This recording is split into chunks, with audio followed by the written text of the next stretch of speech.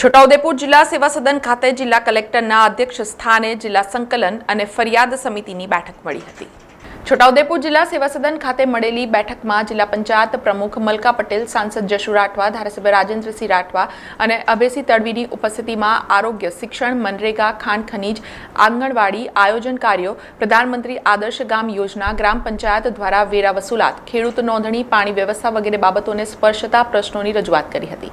સંકલન સમિતિની બેઠકમાં જિલ્લા કલેક્ટરે સંકલન સમિતિના અધિકારીઓને જનપ્રતિનિધિઓના પ્રજાલક્ષી પ્રશ્નો પર ચર્ચા કરી તેનો નિયત સમય મર્યાદામાં હકારાત્મક નિકાલ કરવા તાકીદ કરી હતી।